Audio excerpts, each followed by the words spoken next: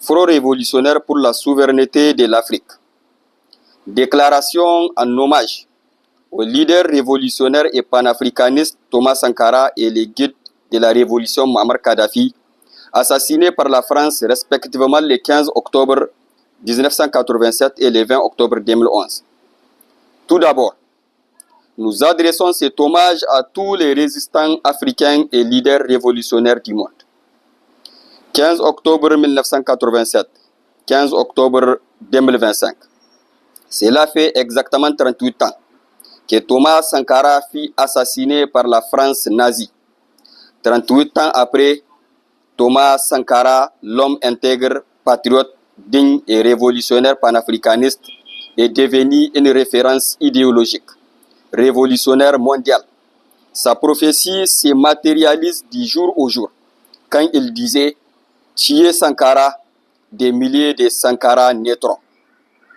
On peut tuer un révolutionnaire, mais jamais ses idées.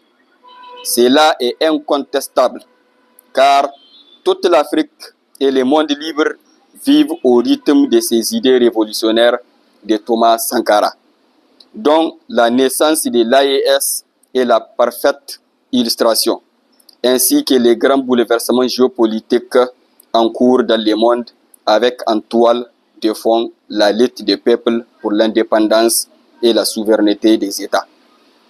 Donc, les idées de Thomas Sankara restent et resteront gravées dans la conscience révolutionnaire mondiale, hier, aujourd'hui et demain, pour l'honneur et la dignité humaine.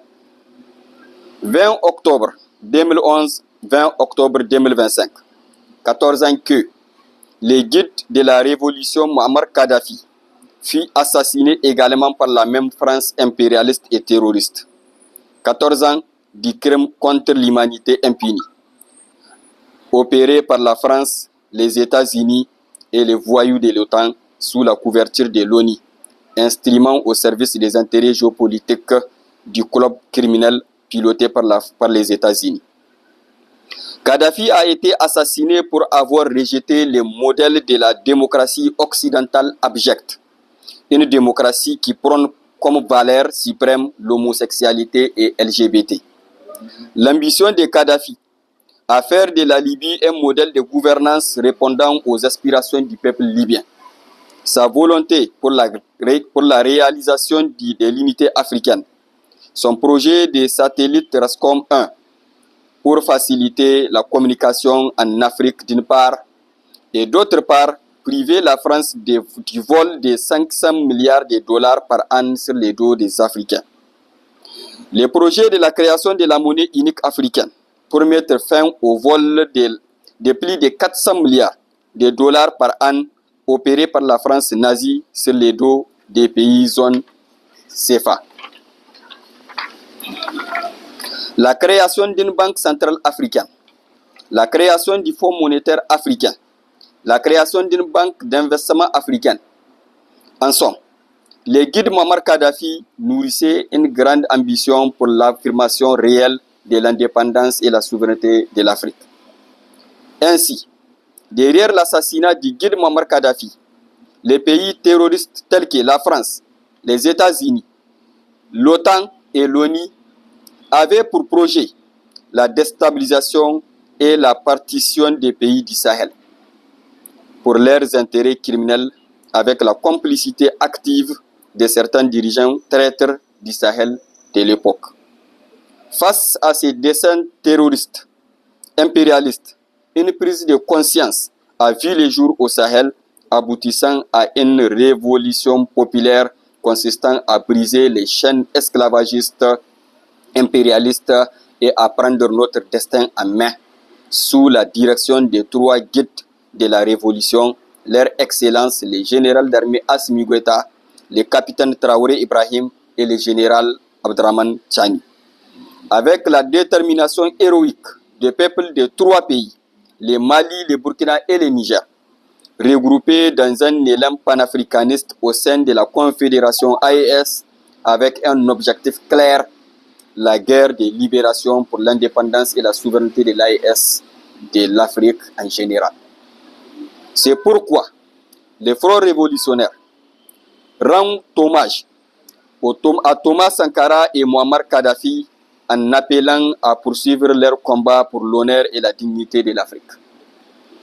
Exige que la France soit jugée pour leur assassinat, pour les crimes de colonisation et pour le financement du terrorisme au Sahel.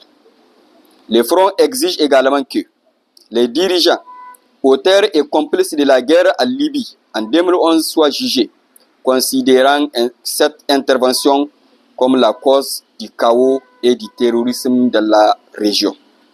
Les FRSA félicitent les dirigeants de l'AES, Assimi Goïta, Traoré Ibrahim et Abdraman Chani pour leur courage révolutionnaire et les encouragent à sortir définitivement du franc CFA, symbole de domination coloniale, consolider la banque centrale et la banque d'investissement de l'AES, renforcer les partenariats stratégiques avec la Russie, la Chine, l'Iran, la Corée du Nord et d'autres États respectueux de la souveraineté africaine.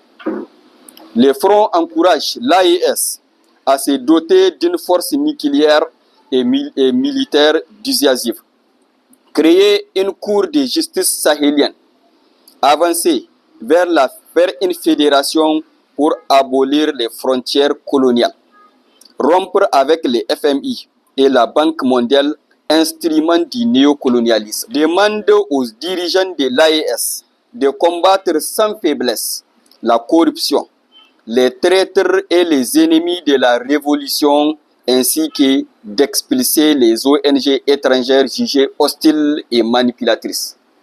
Le Front rejette les modèles de démocratie occidentale et les élections néocoloniales, prônant un modèle de gouvernance révolutionnaire basé sur les intérêts du peuple et leur souveraineté. Enfin, face à l'échec et à la complicité de l'ONU, un instrument de puissance impérialiste, le Front appelle à la disparition de l'ONU et la création d'une nouvelle organisation internationale fondée sur le respect de la souveraineté et la dignité des États. À bas la réaction internationale. Vive la rébellion légitime du peuple. Vive l'indépendance et la souveraineté de l'Afrique. La patrie ou la mort, nous vaincrons.